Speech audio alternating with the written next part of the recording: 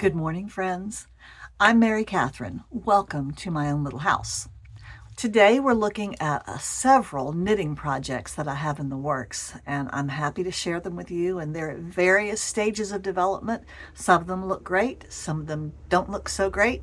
The first thing I'm going to do is to put on the pair of socks that I recently finished because I've really enjoyed wearing them. I washed them for the first time and they shrunk up just a little bit. They just tightened up and makes them fit better. So I'm going to do that real quick. Well, let's see about these projects. They're all out on my studio desk, and we'll start with this big green bag that has my sweater. I've attached my new yarn to the end, and I've knit a couple of rounds, and I'm excited about starting that project again. Then I have a mysterious large bag with a project that we're going to look at in a minute. I also have my small project bag with a new pair of socks. We'll look at those. And I knitted a pair of Smittens, fingerless gloves, and have enough to do a second pair. And then we're going to look at this book, 750 Knitting Stitches, because it has been a great resource for me. All right, let's get started. So here's a nice big bag for this sweater. Here are the 2 balls of wool that I was able to get from all of that plying that I did. And I've attached one of them now to the sweater. These are great little stoppers to put on the end of your circular or any needles to keep your stitches from sliding off. These have been on there for months. I'm kind of in the middle of a row, it looks like. Now I've got a stray piece of yarn attached there. This is going very well. You can see I've changed color. Take those off.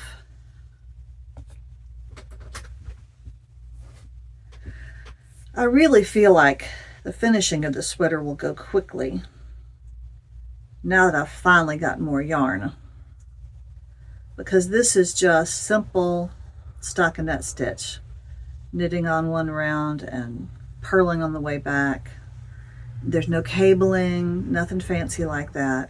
This is supposed to be kind of a rustic sweater. Maybe I should call it my brown rustic sweater. So nothing fancy.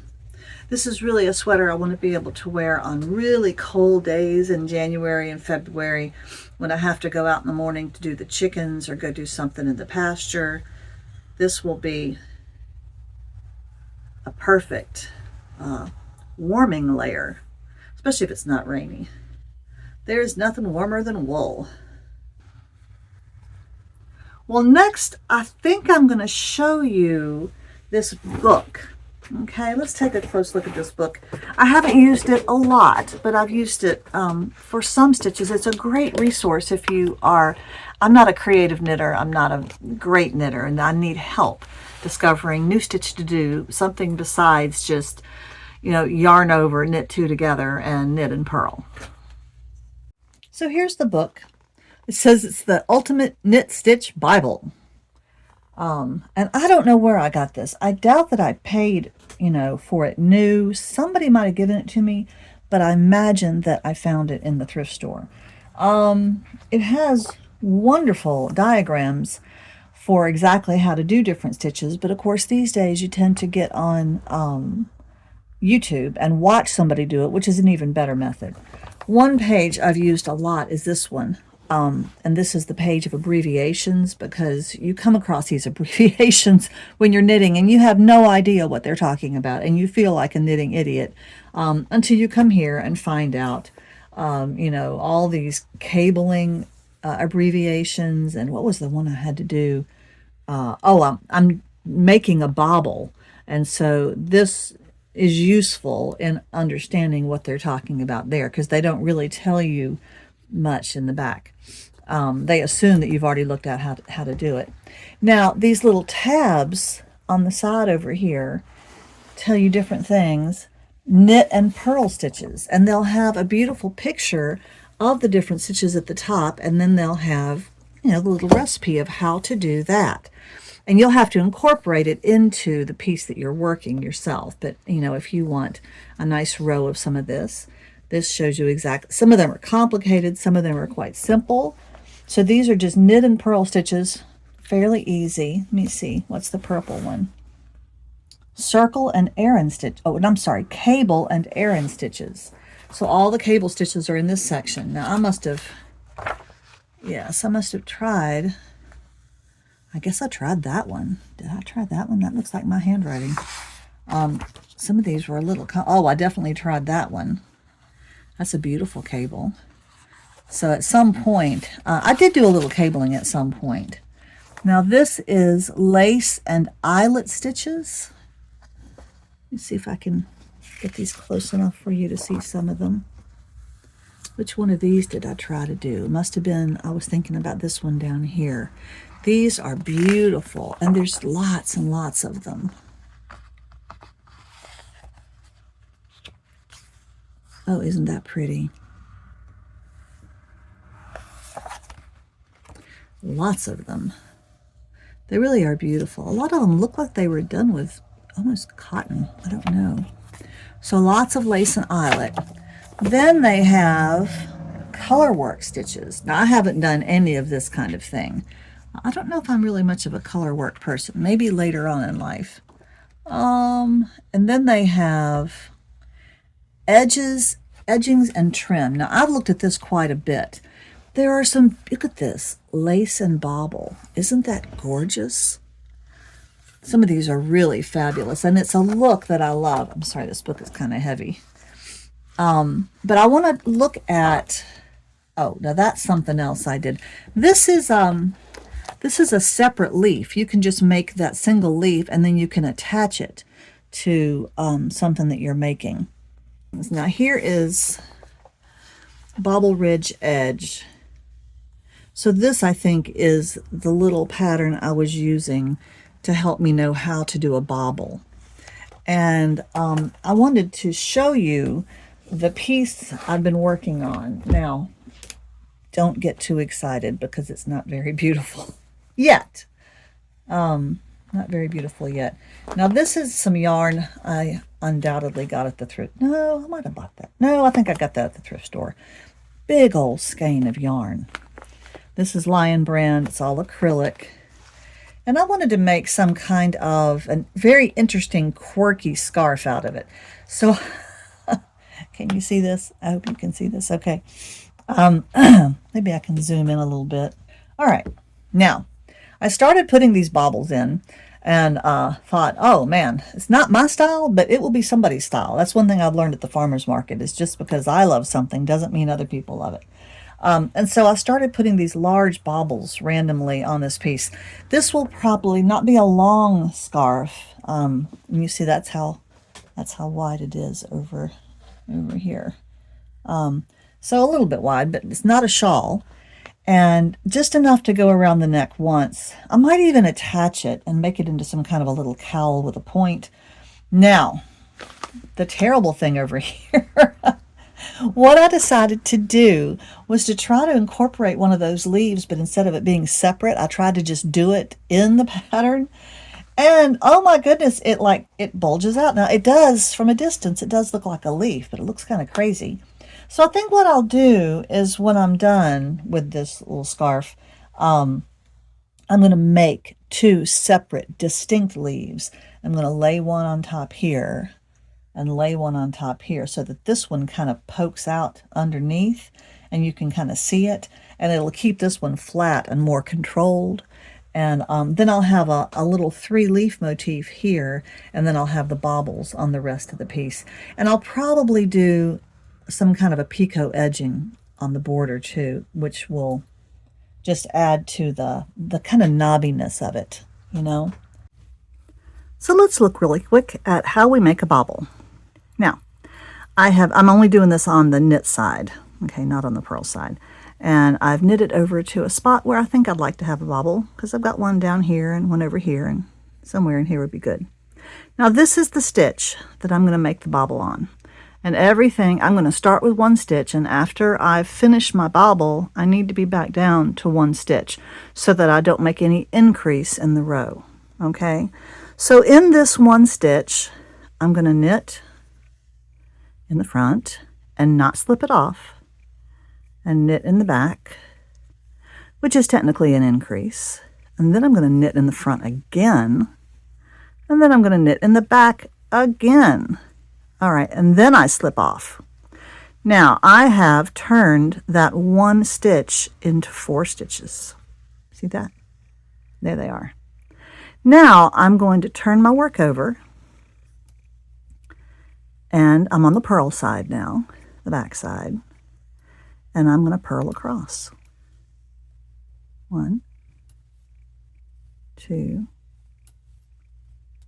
3, 4. So not only have I turned one stitch into 4, now I've also added another row. I've made this little chunk of the work taller by 1 row. Then I'm going to turn it back to the knit side, and I'm going to knit these 4. 1, 2, 3, 4. And you can see where I've got this, I'm developing a big gap there and a big gap here. You can see the bobble begin to grow, okay? And then I'm going to turn it back over. I'm going to purl on this side. And that one's kind of gappy, but don't worry about that. Okay. 1, 2, 3, 4. And now I've got a serious amount of yarn in this bobble. Okay, so now is the time. I'm back on the knit side. Now is the point where I want to reduce it back to 1 stitch. So remember, I have 4 stitches right here. So I'm going to SSK, or slip, slip, knit. So I slip those 2 off, put my left hand needle in the front, grab that and bring it through. That's my slip, slip, knit. And then with the next 2, I'm going to knit 2 together. Could you just do 2 knit 2s together? Perhaps. And then I'm going to take this stitch and bring it over that one as if I were casting off. And there's your bobble. Now it's kind of sitting proud on its own, and so you kind of have to incorporate it into your work. So when you do this next stitch, keep it nice and snug, and look, there's your bobble. And then when you're coming back the other way on the purl side, you'll see you still have a pretty big gap here. When you're coming back on the reverse side, on the purl side, you're going to pull those 2 together when you purl, and then you'll see that this bobble really sits out. Now the fun thing about a bobble is it's empty in the middle, okay? So you can poke it through the other side if you wanted, and you've got your bobble on the reverse side. They're pretty fun. I think they're very tactile. So you can see where that needs to be brought back together there.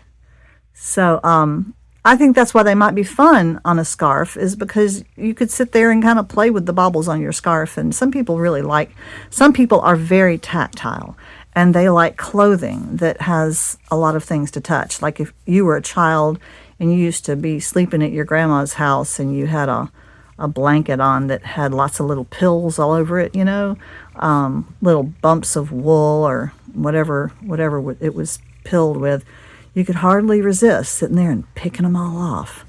Well, those kind of people love tactile fabrics that are fun to mess with. Okay, so there's a bobble for those that are interested. And I'll give a little clip of the instructions close up so you can see what they look like.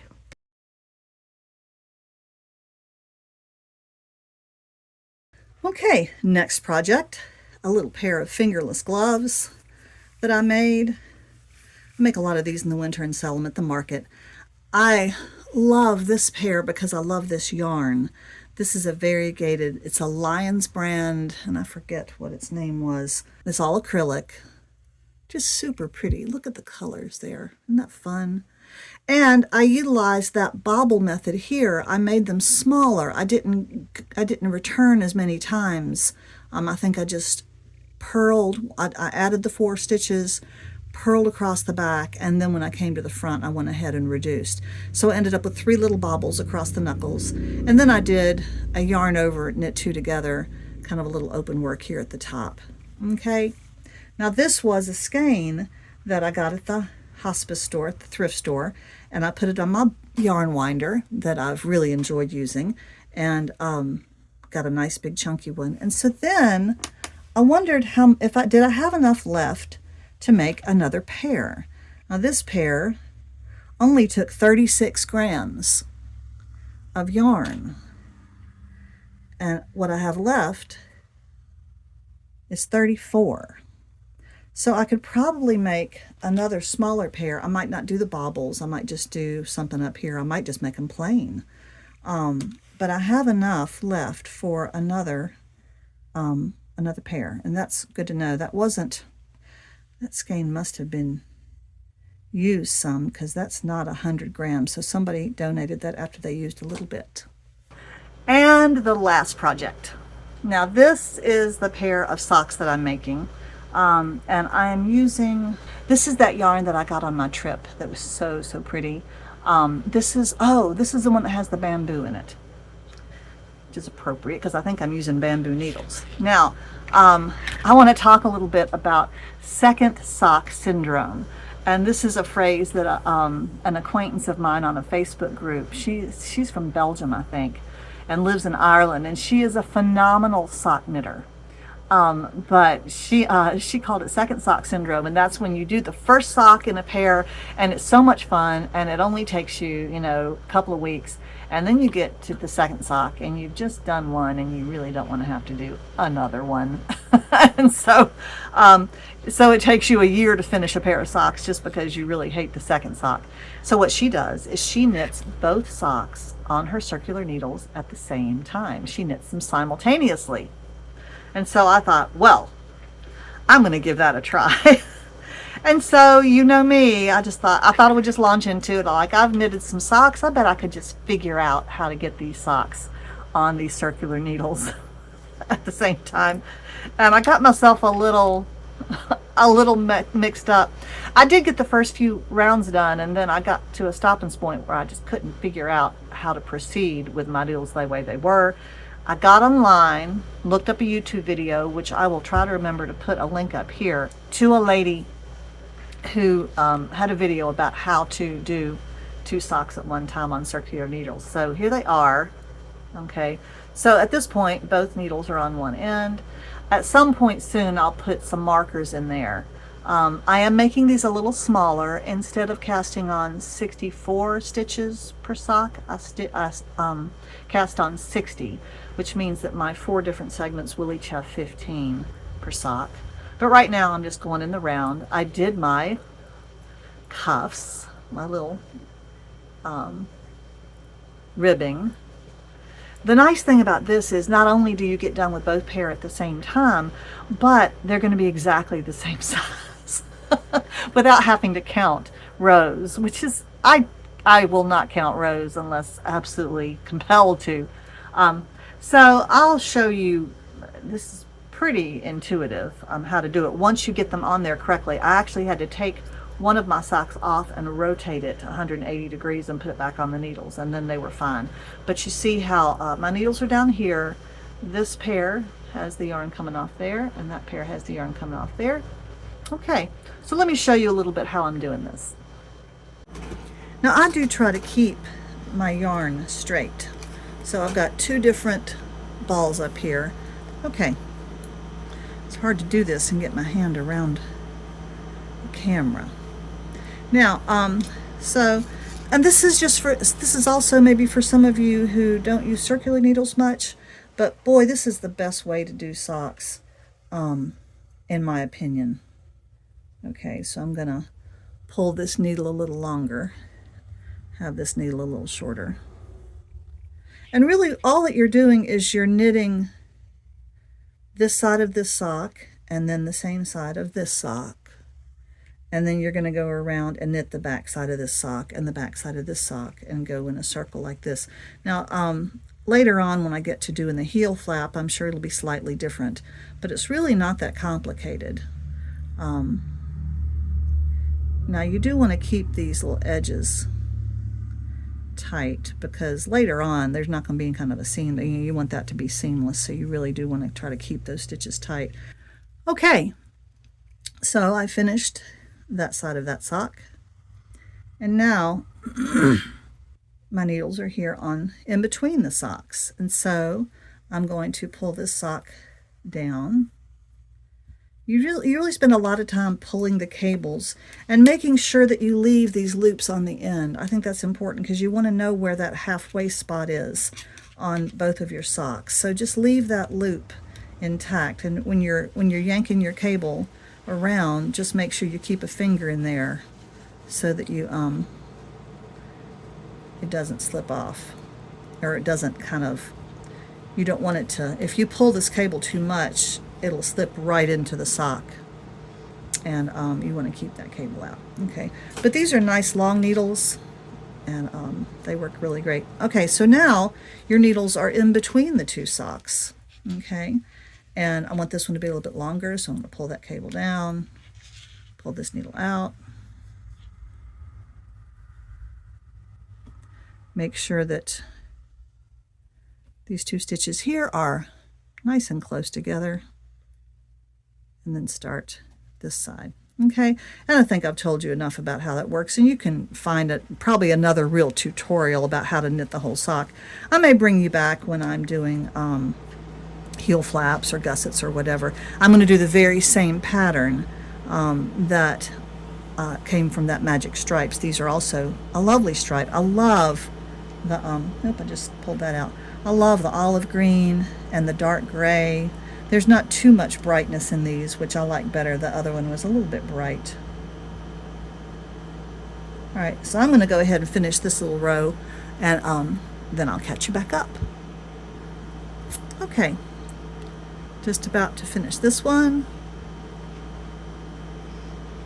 There we go. Pull that needle out. And now, you see, I've got two socks and my needles are on this end. So then what you do is you just take your work and you flip it over. Now when you flip it over, look what happens. Your yarns are going to cross over. Now if you just keep on doing that, eventually your yarns are going to get, twisted around each other. You can just take your yarns and move them apart. Or sometimes I just lift my work up and I just twirl it around and get it untwisted. This is not a big deal for me. I have one friend who was like, oh, I can't stand the tangled yarns, and that's why she doesn't do this particular method. To me, for me, it's a small price to pay to be able to get my socks done at the same time. I think she's not a procrastinator like I am, and she gets hers done in a more timely fashion. Let me see. I wonder if I can find, oh, is that it? No, that's not it. Looking for those holes I was oh, there's one. Okay. If any of you wonderful knitters can tell me what I did, it's almost like some moth got to it, but it's not, there's no, it's not coming undone. There's one hole, there's another hole. I'm not really sure how I did that, but if you can tell me, I'd be glad to know. I may go back in with just a little bit of yarn later and just cinch it up. I think that'll work fine. Okay, so new pair of socks in the works. Isn't that a fun and exciting method? I really enjoy it. So that's it, folks, for this week. Thank you so much for joining me, and I hope I'll see you next time on another crafting video.